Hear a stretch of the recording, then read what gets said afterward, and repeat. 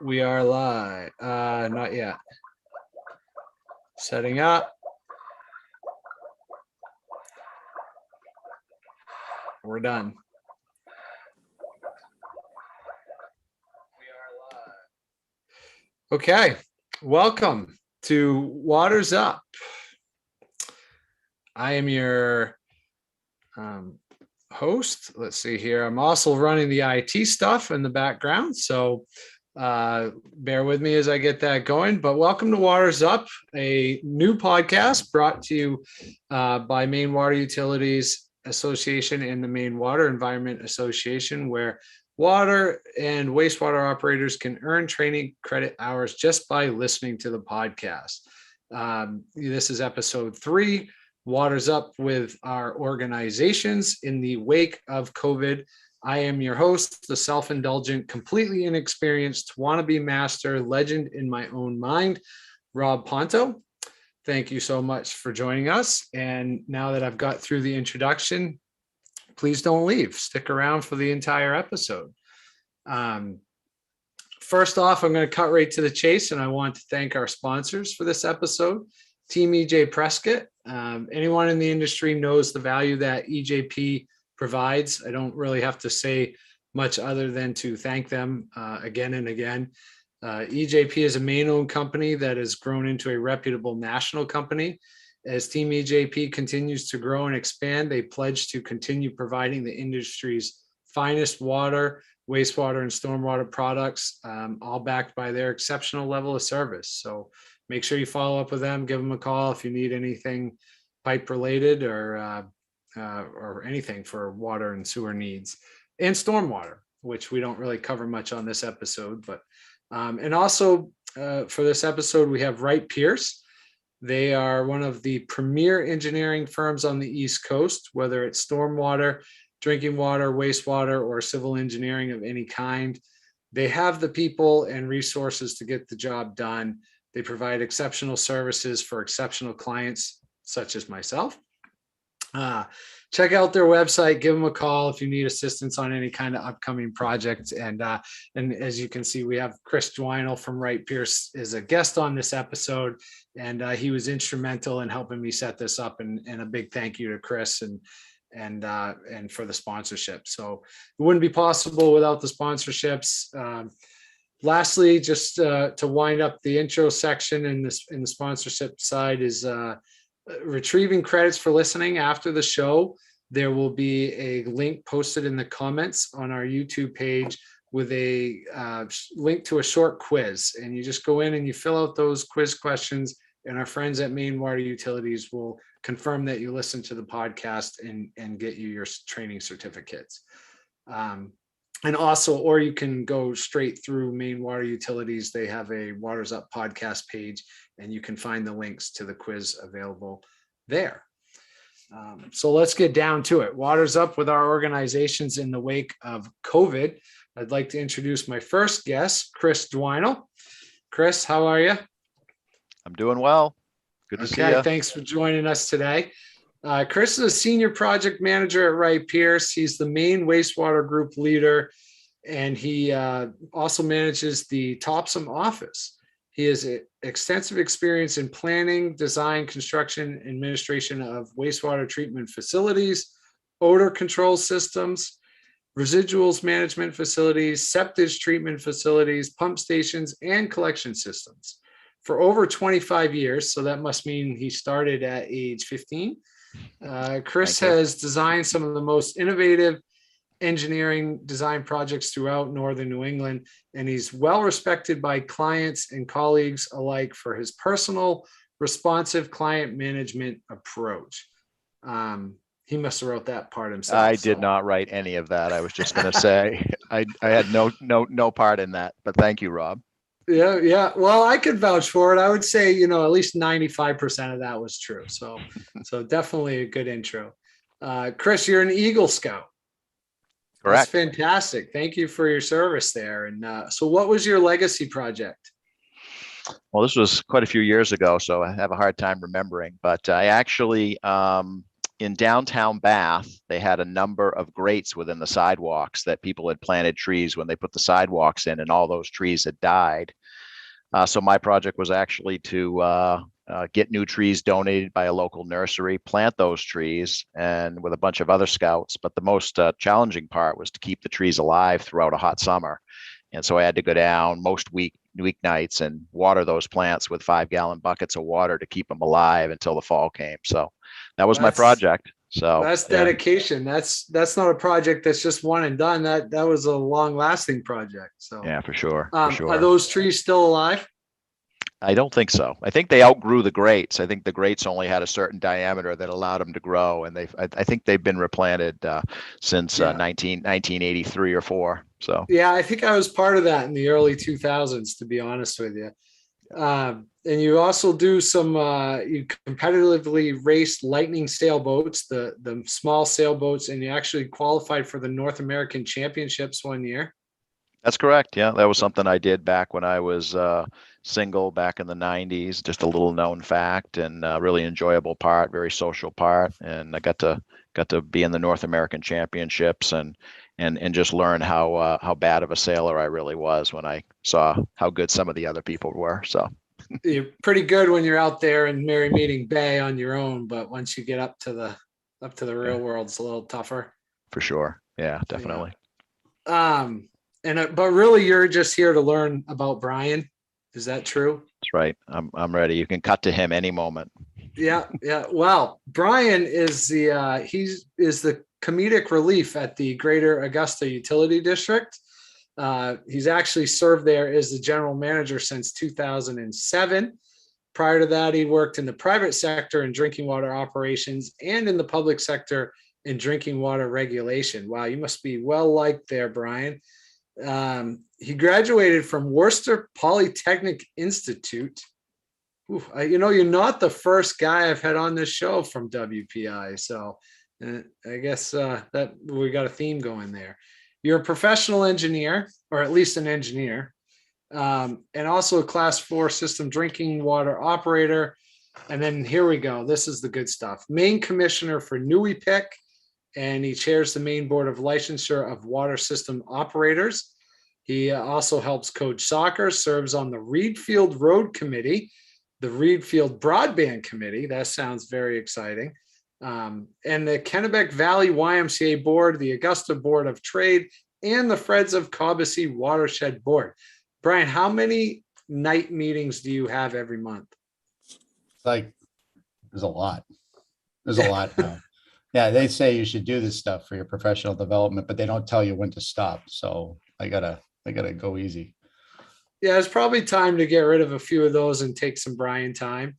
You've been to Latin camp twice? Yeah, yeah.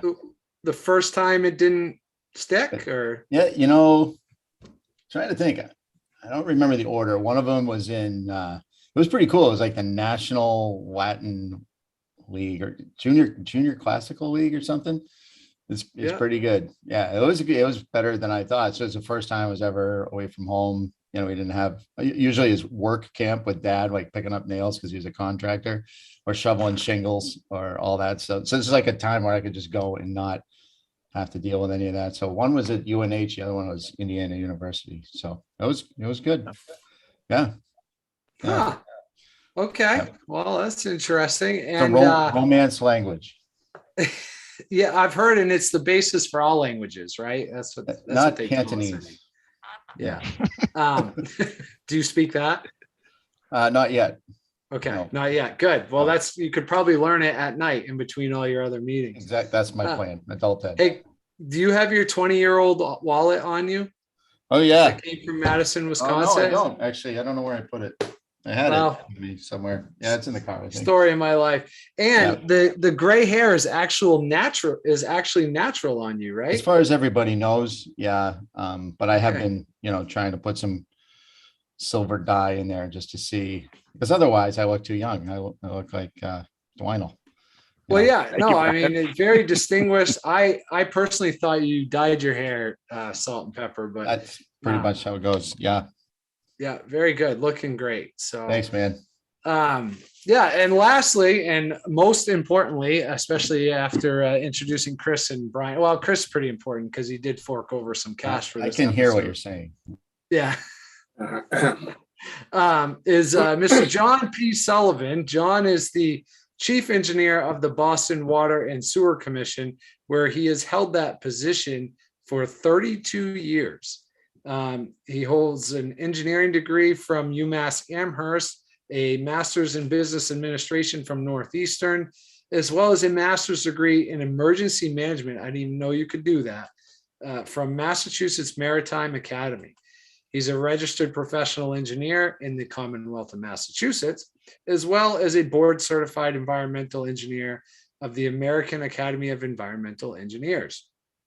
In the last 25 years, he has overseen more than $1 billion, that's with a B, worth of water, sewer, and drain improvements. So obviously a busy man. Mr. Sullivan is a commissioner of the New England Water Pollution Control Commission with Brian, as well as the Boston Conservation Commission for over 25 years. And he is past president of the National Association of, I struggled with National Association. That's hard to say, especially when you're talking quite a bit, of Clean Water Agencies, a director of the Association of Metropolitan Water Agencies, and chairman of the Water Information Sharing and Analysis Center. Don't even know what that is, but as well as the emeritus director of the Water Research Foundation. So thank you very much for joining us, John. I know you travel and have many events, and I'm really thankful that you came on to join us. So, and you've worked at the Boston Water, you said 32 years in your current position, but you've been there for 49 years. Yep. It'll be 50 years in May. Okay. So how old were you when you started? 13? No, I was actually normal age. I'm just very wicked old right now. That's all. Well, it does not show. So, and you also, your grandfather worked there for 51 years and your father did for 40 years? Yeah, and they both held my position, but they had water only. I get to play in the sewage. So okay. I have more adventures than they did. Yes, absolutely. And that your father must feel like he didn't quite achieve much without reaching the 50-year mark like you and your grandfather then. No, he didn't care at all. He was done. He just says, okay. I'm done. I'm going to do something else. He went working for a boat yacht company. So okay. He was a lot smarter than I am. That's all that is. It just shows what the intelligence like. Well, you should learn from him, right? That's what we do. And all three of you served as the chief engineer, so that's excellent. Yeah. Yeah. And John, you're collecting CNC machines so that you can run a small business when you retire. Yep. Yeah, I've been practicing on it now, and when I get good, I can retire. So it could be that I have to work forever because I'm not quite as good as I should be. Yeah. Okay, understood. And you're going to carve images of your kids and then hide them around your house so that they find them after you pass on and kind of freak them out from beyond the grave. I have an 1895 house with a lot of closets. So all the ceiling moldings are being taken out. I've taken them all out, and I'm going to carve their images up in there. So when they clean out the place with the dumpsters, they'll look up and see themselves, and then they'll really be spooked. And that's the name of the game. You got to leave something. By the way, I wanted to point out on Brian there, Brian, if you take the wallet out occasionally out of your pocket to like pay the tab, it gets worn out. You got to get a new one. So I had a new one last week, just throwing that out. Occasionally you take it out of work. I keep it muted. I was expecting a comment from Brian on that one. Where are you, Brian? I'm going to step in. No, I know John well enough to know when I'm beat. No, it's just Brian's like a Tyrannosaurus Rex, the very short arm. That's all. Not in it. Brian, show us your arms. Are they that short? I didn't think they were that pretty. Oh yeah, but they're stocky. Like normal size.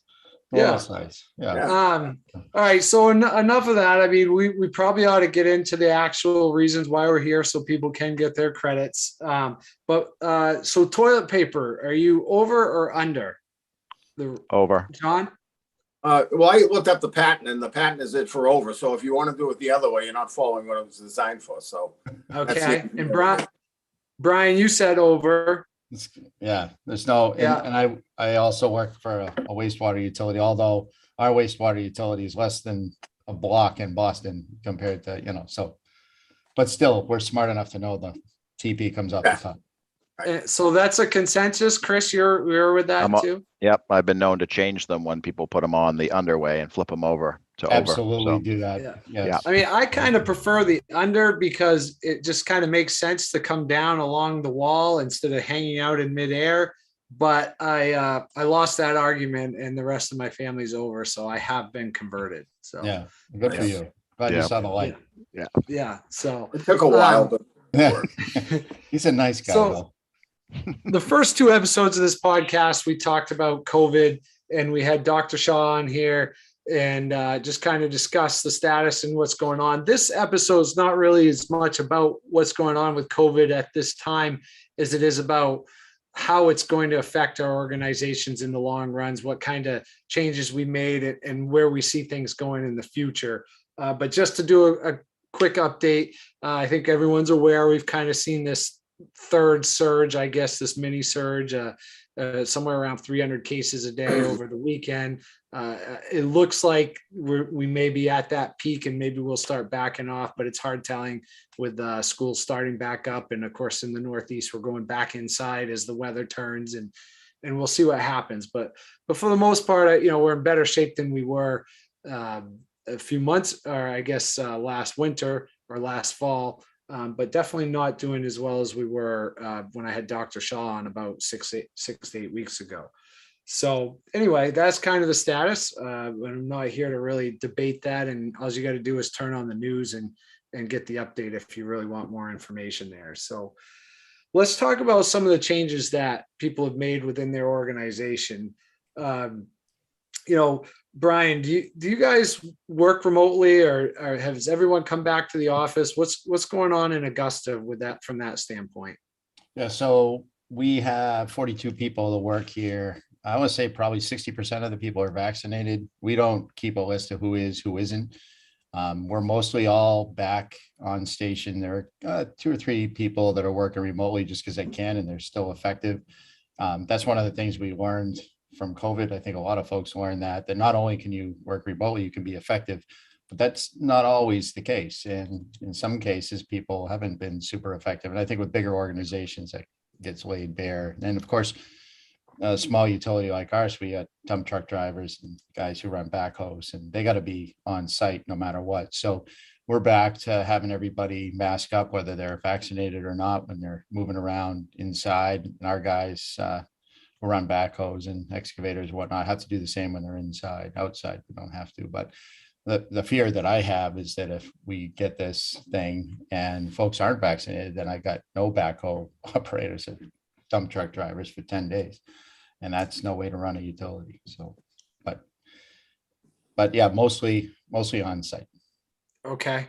And Chris, what's going on in the consultant world? I mean, how have things changed at Wright Pierce from that perspective? Yeah, well, obviously we don't have dump truck drivers and backhoe operators. We do have field staff that obviously have had to work in the field, our resident project representatives throughout the pandemic. Yesterday was actually our first day of starting what we call our new hybrid operations plan, which is getting people back into the office, working ideally 3 days a week. And we've worked with all of our supervisors have worked with their staff to identify which days those would be. I would say that we probably have less than 10% of people that are going to be working from home less than 3 days per week. But obviously in the world we live in with technology, we've been able to very effectively work at home, even when we were home completely for 10 weeks back in early 2020. But we are requiring people to wear masks. People that are not vaccinated have to wear masks still, or people that wish to. So we've not gone back to full masking. We may with the surge and the Delta variant, but for right now, people are able to walk around freely without masks in our office. So that's where we are right now.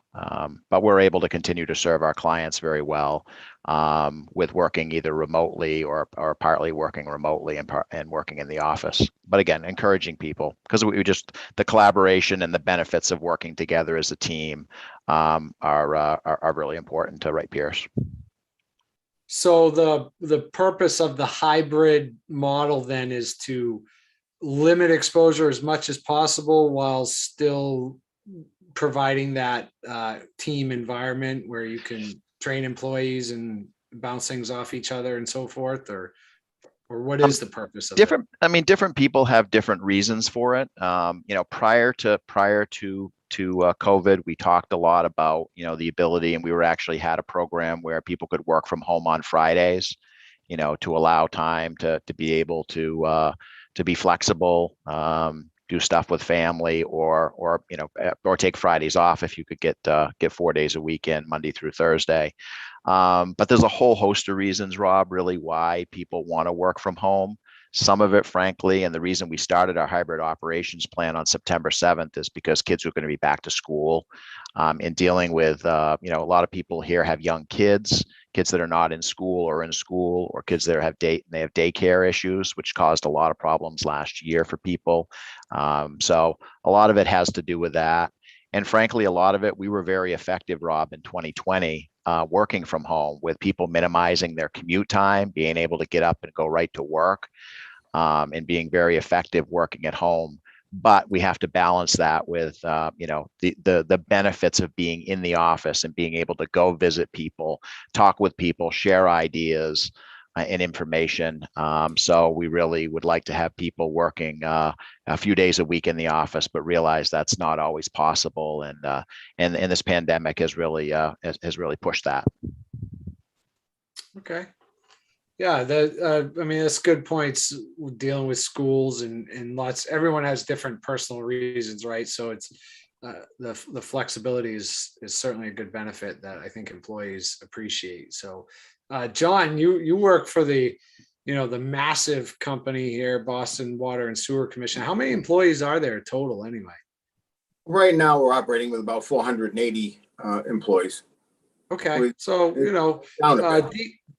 decent compared to Augusta and Brunswick, but Wright Pierce maybe total, maybe getting closer to that or something. 280 or so. Okay, So but that's spread out amongst a few offices. So John, what kind of things are going on with your office? Are people working remotely? Is that an option? What do you expect from your employees? Well, as of Tuesday, we brought everybody in. Everyone's expected to report to work. We in 2020 in March, we went into chaos. We were two on, two off, trying to separate people. No one knew what was going on. That's how the entire city was running. It didn't take long, for maybe a month and a half, before we realized we needed to bring in all of our operations people, separating them, properly masking them, separating them. Some people wouldn't actually report into the office. They report right to their trucks. We split up the trucks. We had very few people in each truck. The engineering department came in. The good news we have is we have very large offices. Everyone's in a cubicle that's about 10 by 10. So we were already safe distancing and masking up. So we've been operating with our engineering and operations that way. Human resources, legal, administration, and customer services. We were able to, through technology, have them stay at home, and it acted just like if somebody called up. They just got someone to answer the phone, the computer was there, they gave them the data, and off we went. So we successfully operated like that. Because of the problems, we were actually not having masks for those that were vaccinated in the office, but we masked up again. The entire city of Boston indoors is required to have masks on, and we're going on with that. We have about 70% vaccination rate. We do offer an extra personal day off if you show us a vaccination card to entice people to do it. We're now going to require them to show, if they're not vaccinated, that they had a COVID test. So we're going to require once a week, get a test, mainly because we're concerned about people bringing it home. This new variant seems to be that if you even are vaccinated, you could perhaps bring it home with you to the children who can't get vaccinated. Okay. And we want to make sure we keep them safe and the elderly parents that are out there. So It has been absolute chaos. Our biggest problem in the city of Boston was a decline in revenue because as everybody else went home, all those big office buildings, people left the city. It wasn't like they went to a home and a residence in the city. They live outside. So we lost a ton of revenue between the schools, the restaurants that didn't need to serve the office buildings, and the office buildings themselves going down, including Logan Airport, one of our biggest users. Nobody was flying. That's actually one of the topics later, John. But since you made the beautiful segue for me, why don't we talk a little bit about that? I can give you, well, I think everyone's aware that Maine is vacation land and Brunswick's in the mid coast. And we initially thought, they were talking 20% loss of revenue, something like that. So we did start cutting our budget, put off some capital projects. In the end, I think the revenue was actually broke even for 2020. And so far this year, it's actually up because we are a mainly residential community. And I think a lot of those people from Massachusetts are working remotely from Boston ended up in Maine. We actually saw a pretty significant increase in our residential volume. So revenue for us has actually not been a problem. And I don't know can you give me a percentage drop or a dollar value drop that Boston saw? Well, we have a stabilization account that we had money in so we could minimize the rate increases. We had to borrow $30 million out of that to keep ourselves operating. Fortunately, we were able to pass 2 rate increases, a 7% and a 9%, to bring it up. So right about now, we're running just about even. The good news is the schools are coming back. All the universities are opening up. We're a big university town. We see more people. The traffic, if the traffic were any count, we're full operating again. You can't move in the city. One more time, we're back to that. But we don't get revenue off of car fumes. We get our revenue from people flushing. So we see a little more activity. A lot of restaurants are shut down permanently, but they're starting to kick up. The North End has been wild lately, just full of people all the time. So we're a little hopeful that we'll get back up there, that the Massport will get going, that the offices will kick in. The one thing that's unusual in the city, the construction never stopped. That's the reason we brought the engineers back in. We are signing plans. They are building all kinds of buildings. And one would say, well, how do they build buildings and offices? Well, they're not necessarily hotels, not condos. There are some rental apartments, but the life sciences and labs are everywhere. We are going to become a mecca for that. And we're not sure how much water they use. But we're hoping that to keep those rats alive, that they have to run a trickle, we'd be in great shape. We currently in our system have 100 million gallons a day surplus, where we can supply 300 million gallons a day.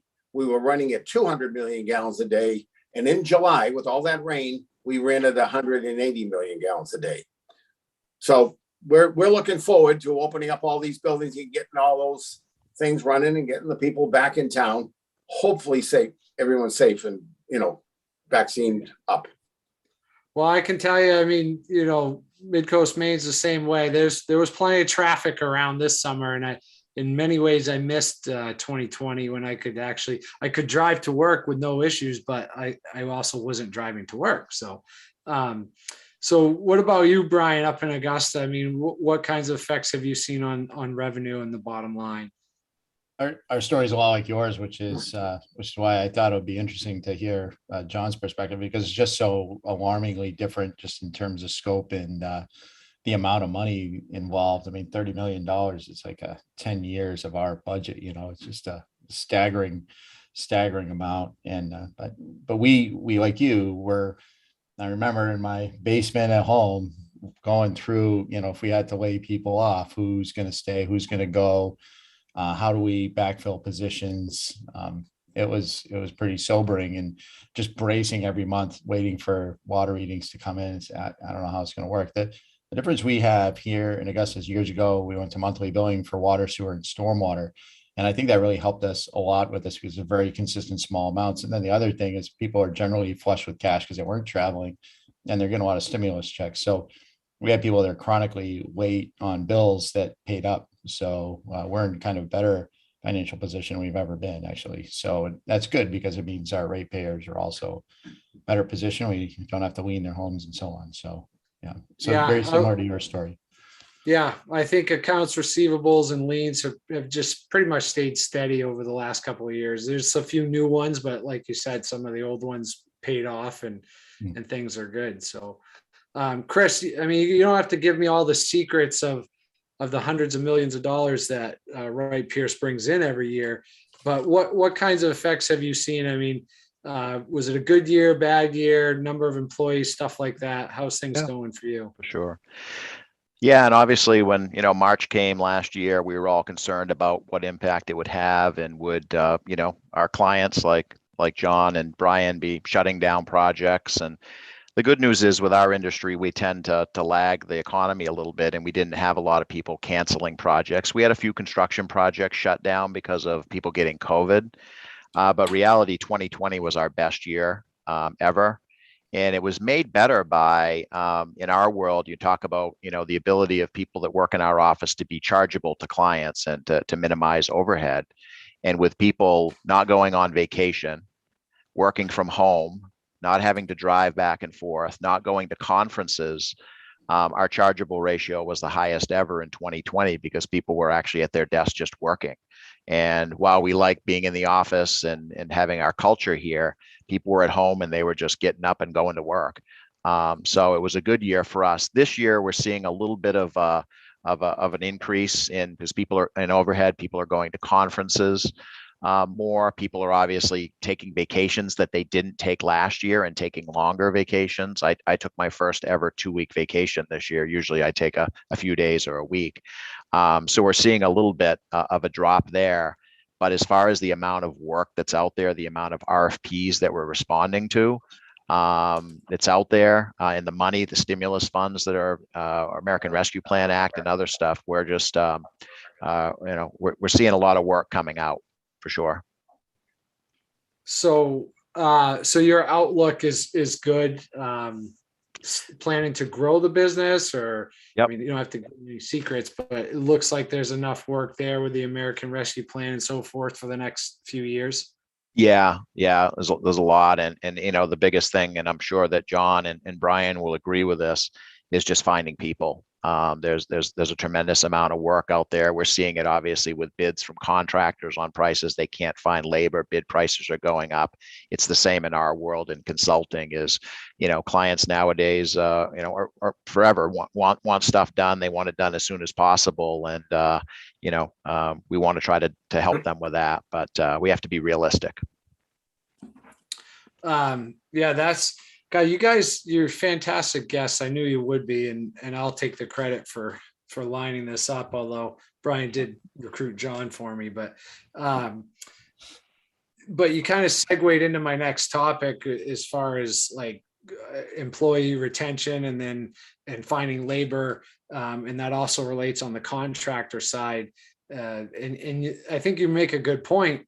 As a Brunswick Sewer District, we've completed quite a few of our capital projects, so we're not in a dire situation where I need to go out and do a bunch of street repair projects. And even though the money's out there and loans are available, I'm not really pursuing them at this time, simply because I know the cost is going to be inflated. And I don't know, John and Brian, do you have any experience that you can relate to on those items? Are you seeing significant increases in costs in projects? Well, we're seeing some increases. We had a bid come in double the other day. Excuse me. But I would say overall, not a lot. The contractors seem to be able to cover in the Boston region to have enough personnel. Ourselves, we didn't backfill a lot of retirees, and we're just now starting to bring them back. But our programs are just continuing on the way they always did. We're putting out the bids. There's always a cluster. We're getting 5 or 6 contractors. Hopefully we'll be the middle bidder, so that we'll have a low bidder low on us and make us look real good. But it's going on, and we will be applying for every penny available from the federal government, both from the infrastructure bill and elsewhere. We've already started applying. We've hired a grant writer, mainly to say, if they're not going to be doing work in Brunswick, Maine, send it to us and we'll put it to good use. Well, that's because in Boston, you're already paying too much what it's actually worth. So, What about you, Brian? What boat are you in up in Augusta? We're squarely in the Sullivan camp on this one, that we want to make sure that if there's a grant out there that we can apply for, that we're going to apply for it and hopefully get it. We recently applied for a Northern Border Regional Commission. I think that's the name. Yep. And we're successful for $1 million, which for us is the biggest grant we've ever got. But then we got another $1 million from DEP for the same project to get a couple pipes under the river. So that's just huge. So now we're all excited to apply for more grants and keep that going, because we have an older community. We don't have a lot of money here. People don't like rate increases, and to the extent we can keep our pipes getting replaced, that's great news. For construction for us, last year was actually very busy. This year we didn't really do much of anything. We lumped a couple projects together that we're going to do the following year. Maybe a little bit to your point, Rob, about maybe hedging our bets. Maybe we don't want to pay a ton of money for projects this summer, but it's just kind of the way it worked out. Next summer figures to be super busy for us, and we may actually have to hire somebody to help out. So, but well, good yeah, luck with we're that. going to apply for everything. Yeah, and don't get me wrong. I'm not saying I'm not going to apply for grants and try to put it to use. I'm just, I'm not in a hurry to go spend our own funds and pay, twice what the construction cost should be, just because, we're trying to keep up. If I can hold something off, I am. But so I'm going to take another quick break here and thank our sponsors. Again, I need to do Wright Pierce. I've been working with those guys on projects for 15 years, beyond even when I started at the sewer district. And I can't think of a single time where I've had a negative experience. Their project teams, regardless of the discipline, they're fantastic. They understand the needs of the clients. They value relationships. A few years ago, the district spent $22 million to upgrade our treatment plant, and we chose Wright Pierce as the engineering firm on our project team. And I say team because that's exactly what it was.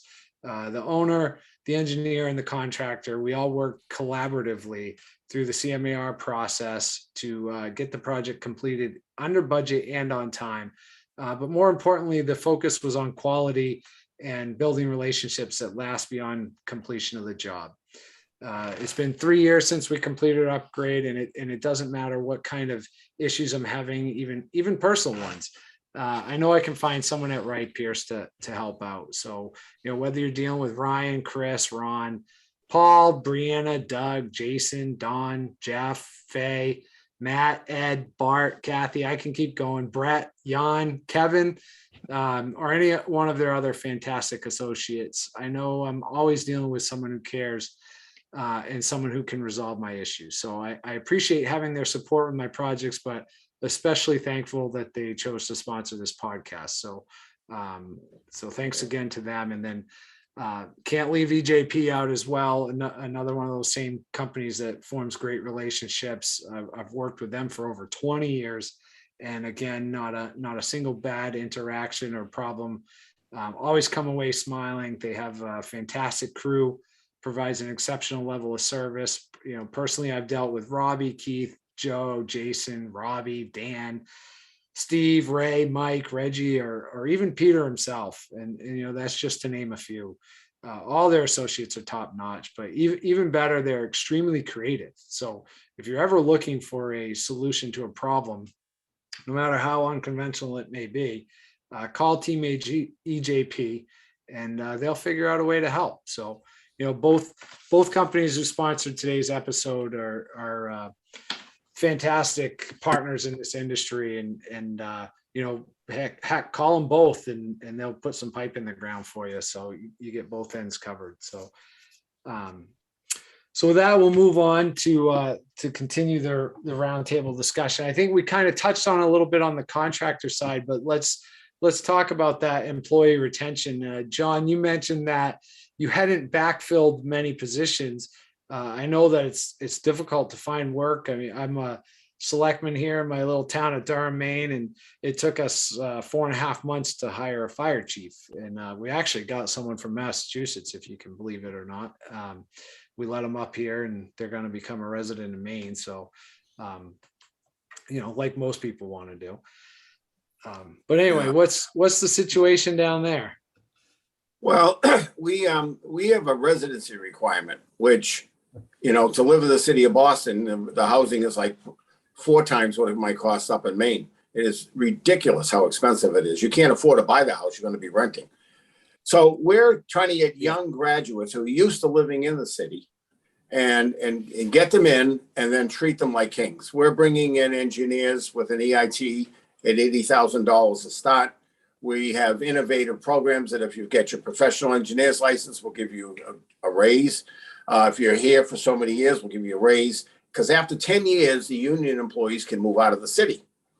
But it's very difficult getting someone, unless you're already in that city, to come work for us when there's so much other work outside. As Chris has mentioned, there's plenty of engineering firms that are very busy, and so people can go there.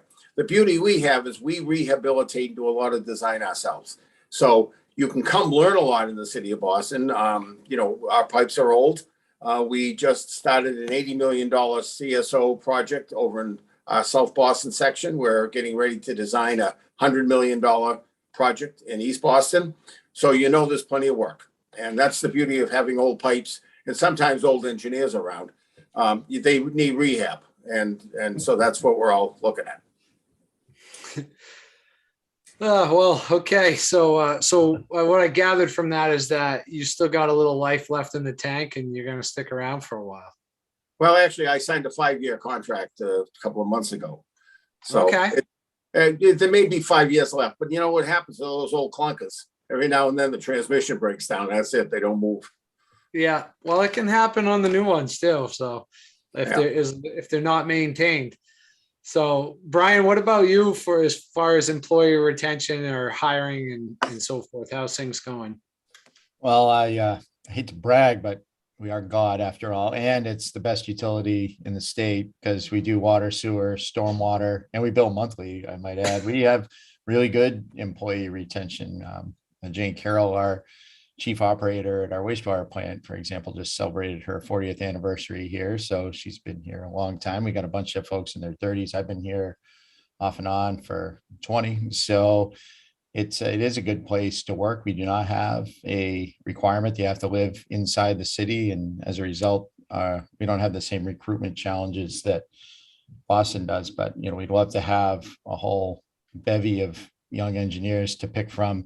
I will say that we do hire a lot of interns for a small utility. 2 years ago, we had 8 interns and we have only 42 people normally. So that was a real shot in the arm. And we like to do that because we get a lot of ideas about it. I had a small project to give one of the young ladies who was working for us. And I figured it was a legitimate 6-hour job and she had it done in an hour.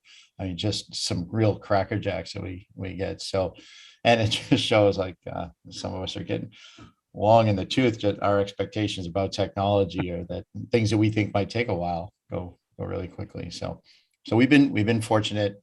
And I'm just kidding. I don't think we're the best utility in the state, but we're okay. We hold our own and we're trying to be the best all the time. So. Well, it's all right that you think that. I know the truth about Brunswick, but I'll give it to you that you do water and stormwater. So that is pretty impressive. And I don't hear much in the way of negative things from Augusta. So whatever you're doing is working pretty well. I think same thing with it, retention for Brunswick. We don't have a residency requirement, but and we really don't have openings very often. We have a very seasoned crew, but that said, we do have a couple of retirements coming up and at the end of the year, and I'm worried about trying to find some qualified people to fill those roles. The staff that we have is fantastic. They're able to step up and most of them are able to, even do the job above their own level and they've been around for a while. So I'm not worried from that standpoint, but I am nervous about getting younger people in. And I actually have a question from the audience, and Chris, I'll probably read that and maybe you can address it as Sure. Part of your question, but have you felt forced to raise salary and wages because of the politics or just because of the competition out there, or the increased unemployment compensation? Has that driven wages, and how are things with employee retention and recruiting at Wright Pierce? Yeah, good question. As far as that, we're constantly, Rob, looking at, what the pay rates are throughout our region. And obviously we're here in New England and New York, but also in Florida. So we have people in different areas with different economies and costs of living. So we have to look at that. I wouldn't say that across the board that we've had to do that, but we look at it every year and sometimes more than once a year, at individual people, and where they are compared to where they should be, amongst other firms. Obviously, we value our employees and want to make sure that they're paid well for the hard work that they do. As far as staff retention, first of all, I want to tip my hat to Brian for sending a couple of really, really great employees our way. Thank you, Brian. You know who they are. We appreciate that. As far as staff retention, we haven't had any issues with staff retention throughout the pandemic. And when I think of that, I think a lot about young kids that are coming out of college. And I remember when I first started working in a firm in Boston out of college and here at Wright Pierce, it was really important, the social aspect of being able to work in the office. And we've tried to manage that with some of our younger new people that are coming in, a lot of them that come out of our internship program and join us after their internship. Is trying to, get them in the office and get other people in the office with them and have it. That's really just important. They want to be in the office, but we haven't lost people like that, even in periods when we weren't in the office that much. Because I think we've done a really good job of having company-wide happy hours on Teams or Zoom and keeping people involved.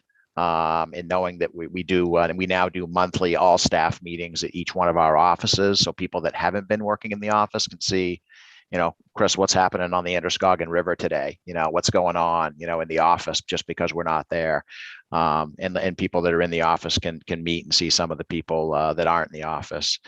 I wanted to talk about John's point of retirement, as far as retirement and how that's affecting us. What we usually find is when one person retires, we have to bring at least 2 or 8 or 10 people to take over their job just because of how much value they have to the company. And that's a big struggle for us. We have a good transition plan, and I think you need to have one. So when people like that retire, there's someone to at least try to at least partially fill their shoes when they leave. But finding new people is really challenging, and we're hiring a lot of young engineers. As John mentioned, same thing. Bringing in a lot of younger engineers. They're really hard workers. They're really smart. I wish I was that hardworking and that smart when I first started. I'm just, really impressed with these people that we're bringing into internship programs and then for a full-time employee. So that's a great summary from all of you. So thank you. Kind of relating that back to COVID, how has it changed as far as bringing in employees, or what was different, 2 years ago versus what it is now? Is that something you could touch on, John? Or? Well, yeah, I think one of the best things I've seen is we always have meetings with outside engineering firms, et cetera. And the meeting would be set for 2:00 and they drag in, traffic would be backed up. Whatever reason, the meetings were obnoxiously long. Now at 2:00, it opens up, people are on board. We fly through meetings, everybody attends, and it's much more efficient. So I think the meeting aspect for us and the outside is greatly producing great results for us. The other thing that we did different now with the engineers, we want to keep them. In the old days, you came in and you did the grunt work. You were the low person on the totem pole and you were given, the boring jobs and you had to go grunt. And first of all, as Brian mentioned, they are wicked smart and they can use the technology and fly through things. In fact, they even introduced new technology to us. But what we do now is no longer are you just assigned a water job. You're given a water job, a sewer job, and a drain job. And guess what? We throw you out to community meetings. You get thrown right to the wolves immediately. So you are always on your toes. It's always a change. It's a challenge. And I notice that they're rising to the occasion. They want more. So we're going to continue to mix it up. So no longer are you going to just be put in a corner to grow in 5 years in one spot. Everybody gets a piece of the action everywhere. And we're trying to get them together. And this is one of the problems is everyone has their separate lives. They're at the old after work, let's go down to the local bar and have a couple of shots and talk about life. Well, that doesn't work right now. People go home, and we're not seeing that socializing as much as we used to see it. We don't see the bigger retirement parties. We have a little thing in the office for them, and then everybody goes back. That we got to work on. But I think the COVID has brought a lot of things. It made us look at technology for some of the mundane things we did about you got to be meeting with people, and it allows us to be much more productive that way. And because we don't want to lose any more people because of how hard it is to get them, we're becoming more intelligent and feeding them the information they need to know and watching them grasp it and grow. So I think it's going to be in 5 years, we're going to be in pretty good shape. Well, John, that's a pretty refreshing outlook from a guy who's maybe in his last 5 years, or we'll say, but certainly with your experience and so forth, it's good to hear. And I think you have a good outlook on the industry. So thanks for sharing that. I'm going to shift gears a little bit and still going with the COVID theme, but talking about like sourcing materials and so forth. What kind of problems are people seeing? Actually, before I even do that, I did have one more question from the audience that someone was asking if the retention rate is as good as they anecdotally hear regarding wastewater operators in the industry. And he says that everybody says that they get in by knowing someone, which is true. Word of mouth referral is always the best, but and then they all say that it's the best job they've ever had. And I can't answer that question as an operator, but I can share that I did an employee survey of our staff last year, and 100% were satisfied with their job, and more than 2/3 were extremely satisfied. And our average operator has, I think, 14 years of experience on the job. So it's not just anecdotal. They do stick around the industry. So I wanted to bring that up and just address that question, and thank people for tuning in on YouTube and offering questions in the chat. Really helps the program. So back to sourcing materials, and what are we seeing with that? We had a little bit of a struggle with chemical purchasing in the pipeline. I think we've gotten on top of that, or we're not seeing those struggles from our suppliers at this time. But what's going on with sourcing materials and keeping the plants running? Brian, you want to take a stab at that first? Yeah, we never really had any issues where you're teed up and concerned about hypochlorite as our primary objective to make sure we could disinfect drinking water, but never had an issue. N95 masks were the big issue for us and everybody else. And that was pretty much it. TP, everybody. But so you're not seeing any long-term effects. I know, I was talking to the guys at EJP a month or so ago, and they said they could sell as many water meters as they could order because the demand is out there, but they just can't get them in fast enough. Is that really affecting how you do business, or not in our case? We've not had any particular limitations that I'm aware of that restricted our ability to perform our work because we couldn't get materials. Pickup trucks, the only two that we did order 2 trucks, and they're not going to be here till like 20 million. I don't know when they're ever going to make trucks again, but well, they're sitting in a parking lot in Indianapolis. So I know I've got like just an iPad. I could just plug it in and run it. But yeah. Right. What about you, John? Any difficulties sourcing materials down there in Boston? Not really. We purchase our water from the Massachusetts Water Resource Authority, so we don't deal with the chemicals, although I know chemicals were a concern with them. We have a very large inventory of stock. We have 100 hydrants in inventory, meters. We've got like 1 or 2 years. We buy in very large quantities and run an old inventory right out of our own shop. We've got repair materials. We could have an earthquake, and we could be able to get through all the repairs we needed to do just from our own stock. So we didn't see any downside. Some of the contractors were struggling with some of the pipe delivery. We were loaning out different size valves that we had to different people, but getting them back in fairly short order. So I wouldn't say we had a crisis. We did have the mask issue, but we got through that. We got plenty of them. We make sure our employees have tons of them. We've ordered our own with our little logo on them, which I make our inspectors use. So if they do go to someone's home, they'll have it on, and it makes them look legit rather than some of these pretty wild masks that I've seen on some of the employees. Yeah, there's definitely some interesting ones out there. So what about you, Chris? I mean, other than I'm sure it was difficult sourcing toilet paper for those large offices, but if everyone went home, you must have been okay. Are you hearing things from your clients regarding sourcing materials and so forth? Yeah, not so much from clients. Obviously for us, WP Mason keeps showing up with pens and paper and, all that sort of stuff that we need. But as far as contractors, same was with what John said.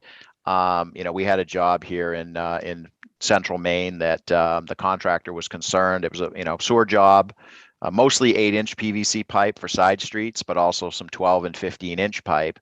And they had to delay doing work on the major thoroughfare through town, which is where the larger pipe was, because they weren't able to get SDR 35 PVC pipe. 12-inch, 8-inch, they could get all they wanted, but until the facility changed out their dies and went to 12-inch. And some of that's also related to just the availability of the resin that you use to make PVC pipe. So that's what we've seen a lot of. There's other delays with stuff shipping from overseas. We see a lot for contractors, which obviously affects our clients as well on jobs that they're trying to build. Contractors have tried to get additional money on jobs because of increases and delays in stuff showing up. But hopefully that's going to change. But we are still seeing that. We saw it last year, and we're seeing it this year as well for our clients and for the contractors. So yeah, and probably some of that stuff from overseas probably had more to do with the Panama Canal being blocked for 3 weeks as much as it did from COVID. But it's trucks too, just trucking, getting stuff trucked to the port, from the port to where it's a end destination. There's some issues there too. So yeah, I might add that we did have one problem in sourcing. When we first sent everyone home, we had to secure laptops. We were able to grab 120 laptops, but we needed 160. So we had to kind of fudge around, and we had employees using their own equipment at home as we slowly got them in. So but nobody usually goes out and buys 120 laptops, as everybody else in the city was trying to buy, 200 or 300. The schools were all trying to buy laptops for the children. So there was a bit of a rush at first. But, using our sources, we were able to get through it all. Yeah, that's a good point. I actually bought a laptop. We've been waiting 12 weeks to get a touchscreen for our septic receiving units. And then we ended up buying a touchscreen laptop to temporarily hook it up and get it working again. And even that, my IT consultants had to do an extensive search, and they found one in Atlanta that was able to be shipped to us. I don't know. You can't just go on Amazon and buy a laptop right now, or at least one that you want or meets your needs. So it's definitely interesting. I think that computer chip shortage is going to be here to last for a few years. But so we've been an hour, and I don't want to run too long, but I think the last question I'd like to ask is, and I'd like to give everyone just one more chance to kind of touch on something if I missed it, but predict the future for me. Where do you see things going? Are we have we reached an equilibrium and we're going to continue like this, or are we going to return to pre-2020 lifestyle, or what's your thoughts on that? Brian, go ahead. I feel like I should have the Johnny Carson hat on now, or Kreskin bending spoons or something. I mean, I think obviously technology's going to help. It's helped us a lot. We've learned a lot. One of the things I'm hoping that we can do going forward is that when somebody's on a water main break or something, instead of just picking up the phone and talking, they turn it around and we can see what they're looking at, and it kind of use Zoom or something like that as a way for our operations people to help relay information in real time back to us. We always get these calls like, oh, we've got this big main break, right? We get a text message from the police department. Well, sometimes it's throwing stones the size of your fist in the air. Sometimes it's barely weeping out. You don't really know. So hopefully we can leverage that a little more. So, and just to be open-minded, flexible, and be able to shuck and jive quickly and pivot. And I think all of us on here have been able to do that. And I think we've all learned a great deal in the last couple of years. So there are silver linings from this, definitely, that we can take to the future. Yeah, I completely agree with you. Thank you for that. Why don't we go to Chris? What are you thinking, Chris? Well, I mean, we exist because of our clients. So, we're going to adjust what we do to meet our clients' expectations. I think, as John said, being ability to meet virtually, saves a lot of time. So I think that's a reality. I think working from home is going to be a reality for us moving forward, because we also value our staff and we need to be able to retain our staff moving forward. So we need to look at things that allow us to continue to first serve our clients and also continue to keep our staff happy and retain them working for us. What the future holds, I'm not sure, but we're gonna adjust as needed. Yeah, it's a good approach to take. You're going to need to adjust on a continuing basis, right? So, all right, John, you want to wrap it up for me? Give me some words of wisdom. What's going on in the future? I don't know if there'll be words of wisdom, but I think a lot of good came out of it. I think the whole idea of the meeting and the way we adjusted, I think it's going to force companies like us who were like, 9 to 5, you had to be here 7:30 to 4, to be a lot more flexible with employees if we want to retain them. They now have that need. They've gotten a taste of it. So they're going to be pushing us a little harder. And we will have to respond if we want to be good employers. And we will. We'll make that work. I think overall, though, there's a social aspect, and everyone says, well, we can do all this work from home. And I think something happens to you when you're at home all the time, and you're not out and about. You're not talking to people about the different things in your life, your lifestyle and everything else. And I think there's a need for that. So I think the word hybrid is exactly what's going to happen to us all. We're going to get a little more social than we've been, but we're going to be a lot more flexible than the rigid companies we were. And that's where I see us going. Technology will play a large part. And if they would only get those chips going, I wouldn't have to drive this old clunker truck I drive at home. They give me a nice car at work, but I'm just dying for the new trucks that come out. And, and my problem is people up in Maine have the orders in already. I don't have my order. Yeah. So. Yeah, I'm going to need to buy 2 or 3 next year, and I think it's going to be a struggle. So better get it in soon. So I would agree. I think that's a great way to finish it out. I think flexibility is important. People have a taste of this different reality, and there's certainly some benefits from working from home. I can speak personally. I'm much more productive, but over the summer, my wife and kids were home, and I started going back to the office more because the house wasn't quiet, and I couldn't sit here and do a podcast like I'm doing today. So it's nice to have that flexibility. I know we're not capable of doing that with all our jobs. You got to be physically present to turn a valve and so forth. But wherever we can give that, because I think it's going to be extremely important that we make these changes to retain our employees, keep them happy, keep them productive. And that's going to be the biggest struggle, I think, going forward is work and finding people and surrounding yourself with good people. So with that, I'm going to just do one more thank you to my sponsors. I can't thank them enough. I think I've mentioned that a couple times. There we go. Wright Pierce. Again, one of the premier engineering firms on the East Coast, whether it's stormwater, drinking water, wastewater, civil engineering, any kind. They have the people, the resources to get the job done. Make sure you give them a call for assistance. And of course, thank you, Chris, for coming on the episode, and thanks for contributing these funds that go straight to Maine Water Utilities and MWEA for some of their programs. And then lastly, I do need to thank Google Drive. Sorry, reading off. I do need to thank them for all they helped me do remotely, but they're not a sponsor.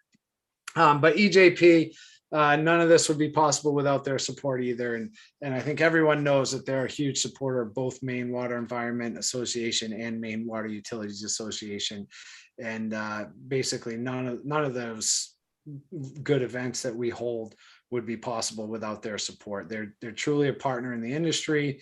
I appreciate everything they've done to help myself out over the years, but mostly the organizations. And, you know, their mission is to subscribe to sound operating practices that will result in safe working conditions and efficiency of operations. And I can totally agree with that. And I would say that they've clearly met their mission, and I know they'll continue to meet it for many years to come. And then lastly, I need to thank both all of my guests today. Chris, thank you especially for sponsoring, and you did a fantastic job sharing the consultant perspective. And Brian, you know, you weren't as funny as I expected, but